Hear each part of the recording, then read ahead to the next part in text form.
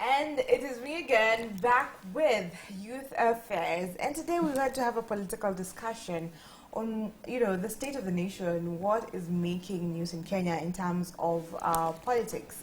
So we're going to talk about different things. The parliament is resuming session tomorrow. What are we to expect? And so many other things for this particular discussion. I've been joined by one Francis Ireri Nyaga. He's the Deputy Secretary General of the National Vision Party. Thank you very much, Secretary, for having me here today. A lot of greetings from my party leader, Engineer Anthony Chelimo, and the party as well. My family, especially my son, he said say hello to the viewers. Okay. As you have mentioned my name is Francis Ireri Nyaga. I love being called Ireri Nyaga for some personal reasons. Okay. As you have stated, I'm the Deputy Secretary General for our National Vision Party. I'm also in internet advocacy. I'm a father and also a farmer. Thank you very much. You hold many titles. Yes. All right, that was a good introduction. Thank you. So now let's get into politics. What is happening in Kenya? Where do you think we are now as a state? The political atmosphere. How is it like? What I will say is I'll take the current state of the nation as I'll use a metaphor in pregnancy. I think we're in the second trimester. In pregnancy, as far as is concerned, because this is a time now that we find there's a lot of challenges in implementing what was promised in the manifesto of the current government of His Excellency William Samoei Ruto. I say, amidst there's a lot of challenges, I believe on the ground, as they say, there's a lot of doubts on what was promised by the government. But on the inset, I'll say I've been speaking to a lot of people, especially in the Naivasha constituency, my colleagues, and also the international trips that I've been taking in my job. Are we rushing to judge the current state of the government? Are we quick to judge, or did we expect sudden transition on what is happening? And I believe that it's 50-50 because as much as we have to give the current government time, I think it's because of the words they said. They said 100 days, within 100 days, and only to realize that those things could not have been achieved within that specific time period. Yeah. But the big question, will they be able to achieve the issues that they promised Kenyans? Okay. So it's really a matter of the promised delivery, and Kenyans are almost losing hope from the talks that people are having, and especially when we're talking about the taxes that, that people are experiencing, the high cost of living that is ever, going up, almost consistently going up and not down. Yeah. So people are really suffering and they're crying out.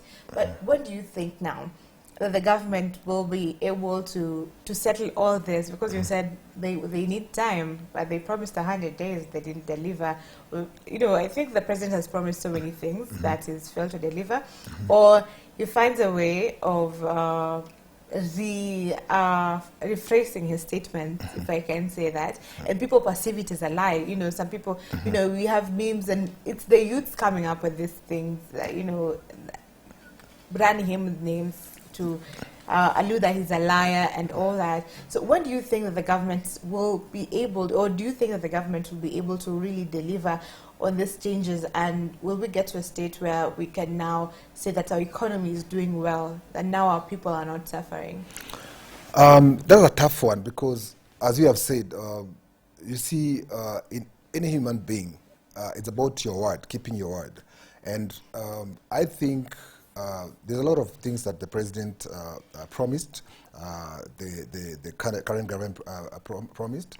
I've been optimistic. I will always call myself a prisoner of hope.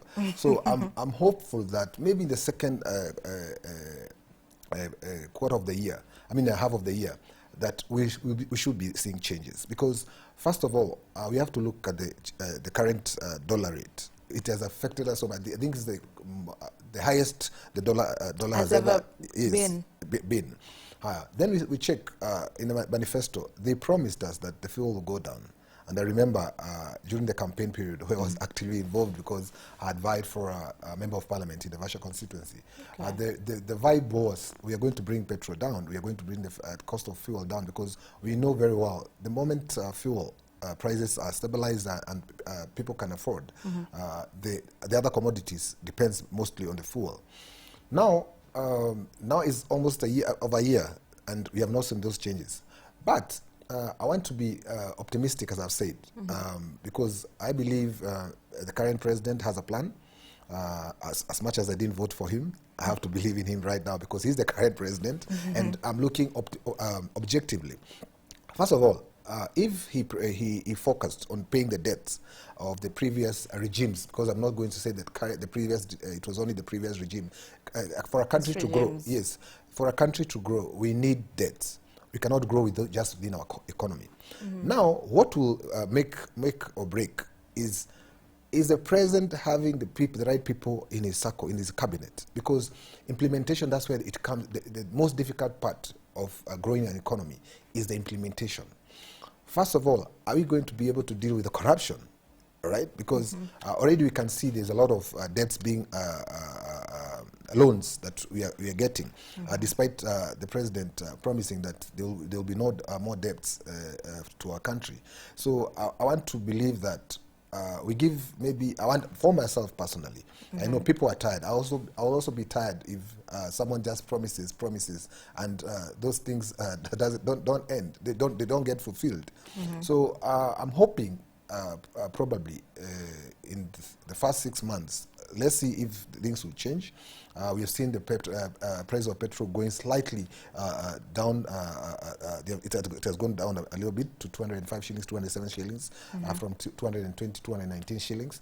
And I'll be happy the day, not only the prices going down, seeing that we get back to what we had before the elections. That will give Kenyans a lot of hope. So I think it's time for the president now to make sure his cabinet is up to the task, and we stop a lot of politics, because it's not the campaign period at the moment. Yeah.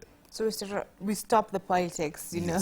Yes, we stop, because I feel we're still in the campaign mode 1 year down the line. Yeah. Yes. So we need to stop the blame game and start, focus on the work that needs to be done, the changes that needs to be made and all that. So now, going back to some of the things that are affecting Kenyans, we've talked about the taxes being one of them.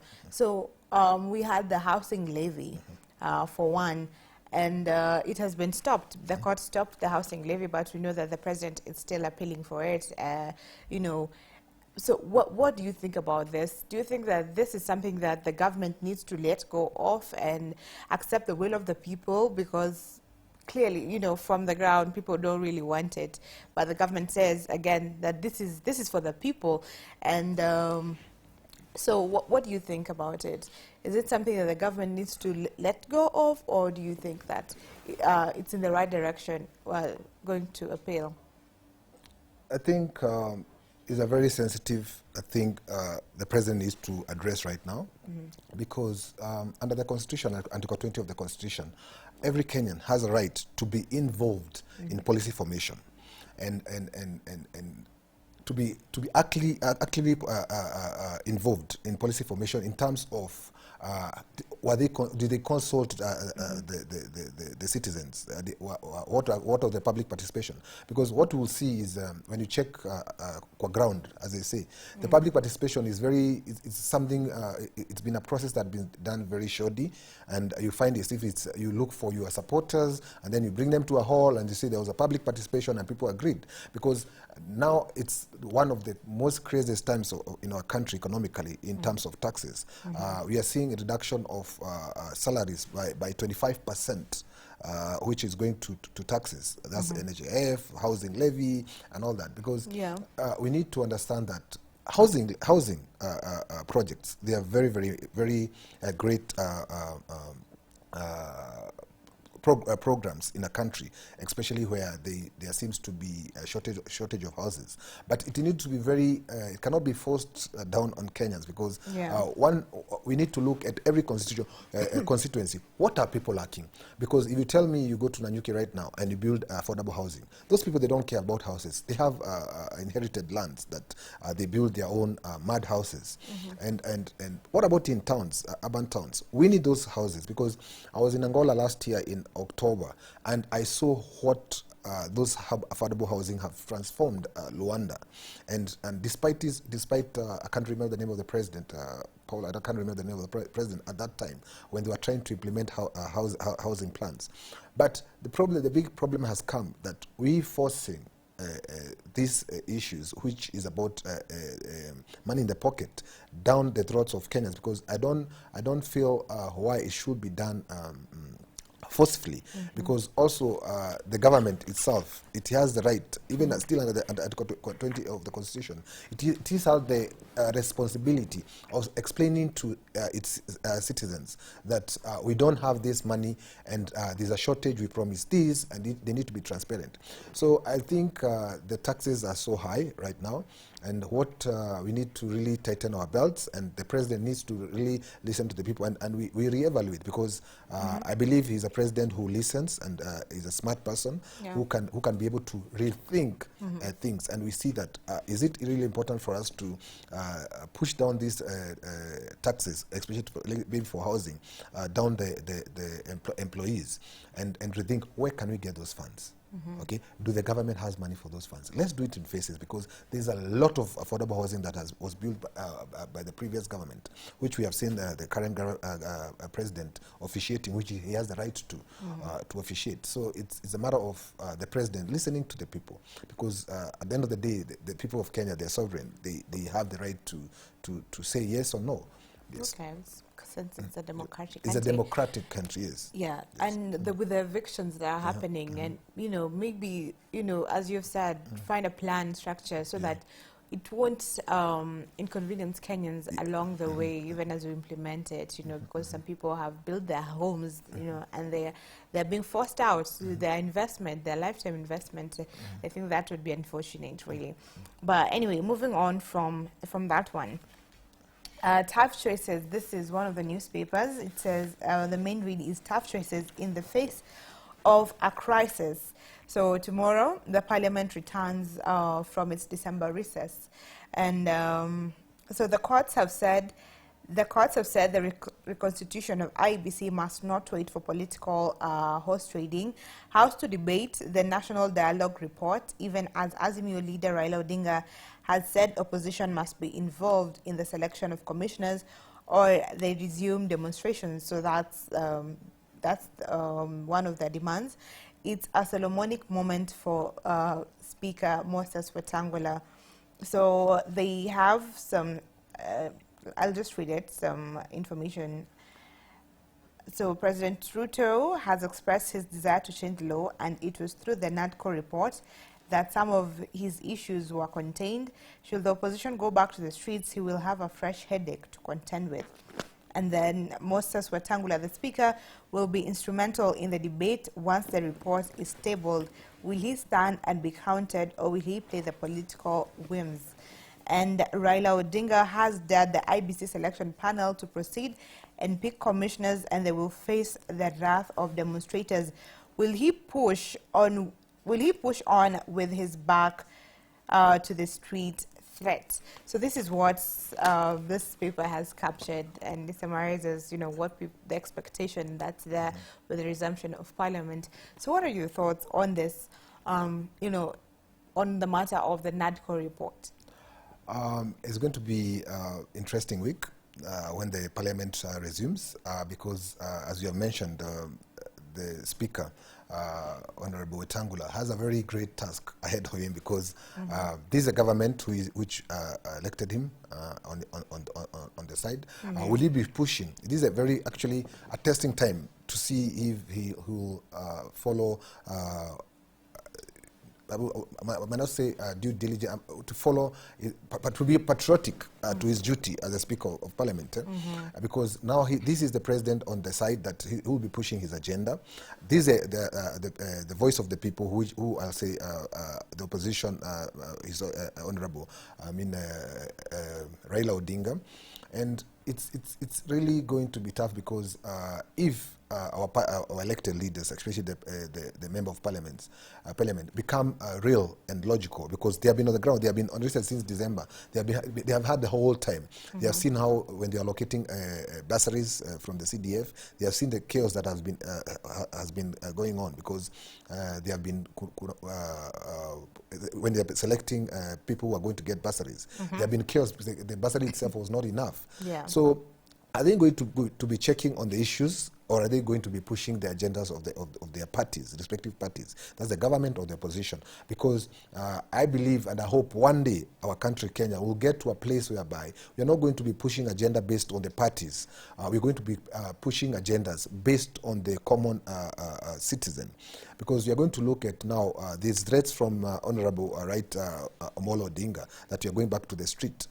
The president on the other hand saying that whatever has been stopped by the court, it has to be done by force. It has to be done. And then there's a speaker now. What will be passed? What motion will be passed? Because we have seen in previous regimes, the state, using the speaker of parliament. We've seen using a member of parliament, trying to change and driving a motion that it's about them and not about the people. So I think it's time also the citizens to be vocal to their leaders, so that we can be able to bring a sense and what is really happening on the ground, as opposed to what the leaders are saying. Because at the current state of our economy, people are suffering. So if you have to close a business for a day because of demonstration, it's going to be crazy. Yeah. Right? I see people, a lot of people have lost employment. Government, most of the institutions and corporates, they are reducing the number of employees. It's chaos. So I think it's going to be a very sensitive time, and I hope our elected member of our parliaments, they are going to be brutal with the truth and put aside differences. Because what the norm in Africa, especially in our country, once the moment an elected leader says a very nasty word, the other person is like, they go on Google to look at the most harshest word, what the other person says, so that he can come back and say the same thing. So I think it's time for us, for our member of parliament, to be more mature and address issues head on. Because at the end of the day, time is going, and the next 5 years, we are going to look, what did you do? Did you go and make noise in parliament, or did you just represent what you are supposed to do for your people? So it's an interesting week ahead. Okay, totally. Yes. Yeah. So apart from that, they'll also be probably debating on the social health insurance fund, and we know that with this, it's still seeking for public participation. Yes. With this fund, it's going to cater for the needs of those that can't really support themselves, but that also means higher costs for those that are earning, for everyone, basically, as long as you're earning, but higher than what you were paying initially. So what do you think about this, from where you're seated? You see, every Kenyan has a right to good medical support. And I would say it's a very good thing, but it should be carefully deliberated, because we need to ask ourselves, is the current National Health Insurance Fund working? Hasn't been providing it adequately? Because I've had issues whereby I've been approached by a lot of people, because once you're in politics, people think you have money, you can do everything, but which is not the case. It's about representing and hearing the people, what their needs, so that we can address those issues in parliament. So I think what they should relook first, before they discuss the social health fund, how has the NHIF been? Has it been effective? What are the loopholes? What are the shortcomings with National Health Insurance Fund? Because we have seen cases whereby they will say the NHIF paid for for the bed, but they didn't pay for the treatment. Yeah. You find people are still doing harambes. And as a country, as an East African country, Kenya, which is the pride of this is the pride of Africa. East Africa is the hub of East Africa, Kenya. We should not be now talking about issues medical. We have a lot of hospitals that are open, level 4, level 5 hospitals, and it's time for us now, before they discuss that, let's check. Will it be, the money will be coming from employees and going to people's pocket? How are we going to implement it? We have seen the introduction of e-citizens to pay a lot of fees for involving the government. So I hope that once they look into it, let them make a health insurance fund that is capable of taking care of those even marginalized people. And on top of that, when they're looking at the health fund, let's check our hospitals, because I don't think it's fair for a country like Africa, where people are innovative, we have very bright minds in our continent, Africa, Africa, and also especially Kenya. Our hospitals enough are capable of taking care of our citizens. Let's look at the government taking more of our money into a level 5 hospital, level 4 hospitals. Let's bring the latest technologies, because I don't think there's a point of us discussing a hospital wherever they are going to discuss, and our hospitals are in chaos. Then the moment an elected leader has a problem, a medical issue, or the family has a medical issue, they go to India. So that's what we say, it's mediocrity at the highest order, that we are discussing a fund on how we are going to fund people so that everyone can afford a hospital, but they cannot go when they are sick enough. Those hospitals cannot take care of them. Let's start building a hospital. Let's equip our hospital. Yeah. Let's even incorporate and see, bring doctors from India. Let's see what do people go to India to do. Yeah. And it's that for the longest time since I was born, I've seen people doing harambes to go to India. Exactly. Bring the equipment here. Our country has money. Yeah? So those are the things I think a member of parliament should be looking at, not looking at to tax from here we are going to get this money from here. Where's the money going? Yeah. And that's my. So we need to have a good structure, to explain how is it going to be used exactly. How will it benefit us? Once we have it implemented, I think that's great. And now, when we talk about some of the things that we're experiencing as a country, we can't overlook the matter of corruption. It's deeply ingrained in the system, and this is also something that the government said that they will fight, but we're not really seeing any change, because the other day we had a youth complaining about the passport delay, and it's not just one person. She was speaking for many dozens that can't really go into their pockets to give bribes, because they don't have money. You're looking for a passport to go and work abroad, and they missed 2 opportunities because they didn't have a passport. So it is the corruption especially in the government institutions that are there. It's almost a norm that you have to pay for a bribe to get a service that you're rightly justified to get, as a citizen. Yeah. So what do you think needs to be done by the government in fighting corruption? Yeah. Corruption is a disease in Africa, I should say. Thus, fighting corruption should begin from you and me. The moment you're stopped by a police officer, our mindset is always, unaangalia wallet iko wapi? Where's your wallet? True. You don't know what you have done. There's nothing you have done. Maybe the police officer just want to check if your license is renewed. Yeah. So it's for us now to demand as citizens when we go to government institutions, and I've seen laxity when it comes to service delivery in terms of any government office. You'll go to a hospital on a random day, and the person who's supposed to attend to you for you to start the process of any service, those people, they're taking their time as if they owe you. They don't understand that they have been employed to serve the people of our country, and the moment we start that, and it should begin from the employee. Are you dedicated to your work? Okay, and the only way we are going to do that is for us to have a reform in terms of any government institution. And I'm very glad the CS for Trade, was it Trade, Moses Kuria, they have brought up a system whereby all those people who are going to be employed in the government institutions, hospital, whichever institution in government, they are going to be selected from NYS, because we need to start training our people and employees discipline, because it's long time ago. I remember somebody who used to come from National Youth Service. They came at very disciplined people. So the moment he goes and serves in a public institution, they are very, very, very focused, and they know what they are doing. They're serving our nation. Nowadays, they become the moment you're employed by the government, you become like a boss. You're looking for, or you're eating money. So it's, I think it will trickle down from going up, and at the same time going up and going down. So the president needs to be very, very categorical, very strict in terms of fighting corruption. Let them name, because we have seen just the other day, I was shocked. I thought I was dreaming. Looking at the government has taken a lot of, I don't know, 140 billion shillings from the coffers. Then the people are asking themselves, but the government says that they found empty coffers. So those are the small issues that are really propelling corruption.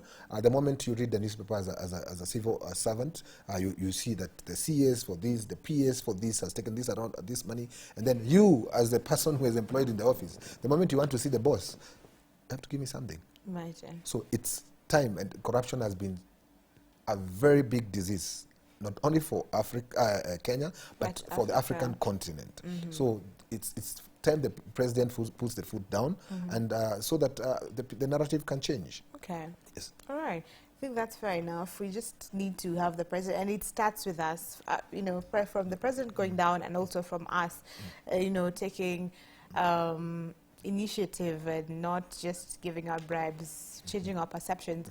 Now, because we've talked about the government, a large chunk of our conversation, let's talk about the opposition party, Azimio. So there, with some news in the recent past, it's being said that there's some cracks in Azimio here and there, especially with one of the leaders of Azimio who seems to not be there. What do you think is happening to Azimio, and are you seeing a chance where we would have a handshake for the president and the Azimio leader at any point in time? I think that's the best thing the president should do right now, to unite the country, because we know Azimio, the face of Azimio is Right Honorable Raila Amolo Odinga, and he's got a very great following in the country. Now, as the previous president did, it's not a matter of handshake, because all the time you cannot be losing the election and then you cry, or you just come in running and bring chaos in the country.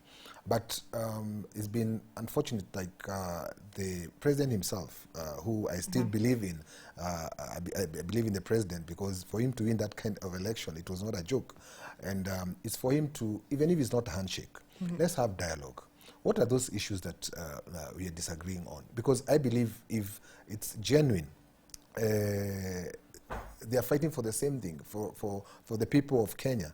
So they should be able to sit down as leaders and come to an agreement, because sometimes you don't have to agree, but you can agree to disagree honorably, because the moment these guys are arguing and there's a lot of friction between them, the citizens forget that these guys, they meet and they will shake hands, they will sit on the same podium, all right?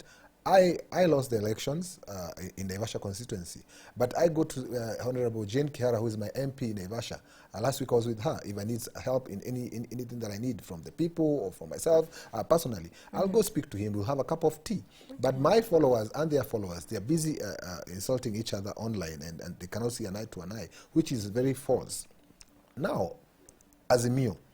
When you come to Azimio, I would say the biggest problem in our country, Kenya, I've never seen a party that stood and vied and fought for its principles and their manifesto. It's always been coalition of this party to coalition of this party. So there'll always be chaos, because the moment we bring a coalition, everyone is driven by their self-need, because it's a human behavior. It's very normal. It's for me first before you.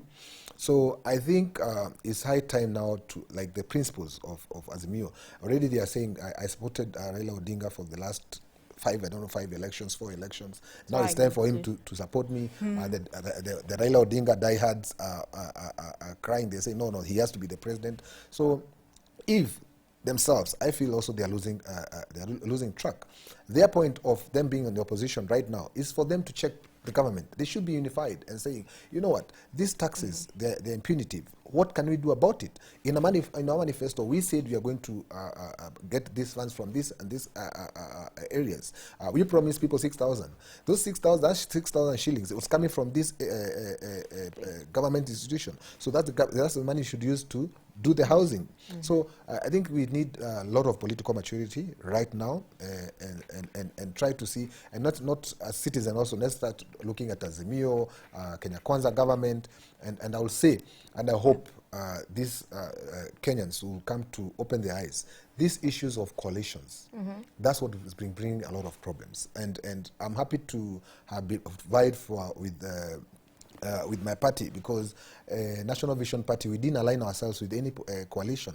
Okay. We decided, let the people decide who the president they are going to vote, and then we had candidates from all over the country, and we decided, should we win all the seats, we will align with the country, with the government of the day, and have a coalition post election coalition. That way, we'll be able to still be focused on our manifesto as a party, which we believe in justice, equality, and togetherness for all Kenyans. So this is going to be a very big problem, because Raila, Kenya, Azimio, there already cracks. The principals are already looking who is going to be vying for the president ticket.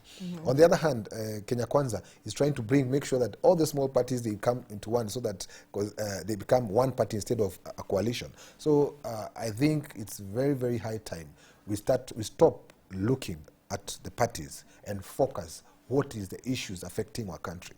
Yes. Okay, I think that's well said. Very, very well said. Thank you for coming on board and sharing this amazing topic with us, highlighting what is happening and what needs to be done. I hope that we have had, as you said, the right people have also had it. Anything that you want to share as we come to a close on this? Here's your camera. Yeah. I'll be speaking to the youth currently in Kenya, and especially my constituency, Naivasha constituency. I think there's a lot of graduates who have graduated, and they have their degrees sitting at home. What I would like to tell them is they don't need to look at their certificates. They need to put their certificates down for a while. They need to hustle and look for opportunities, and they should not allow their degrees make them paupers. And it's time for us to work hard, and also remember to be peaceful, and also to be optimistic and be able to speak out our voices. We have also seen a lot of chaos where it's happening, that people are getting depressed. It's not time for us to get depressed. It's time for us to focus and be able to work hard as a nation.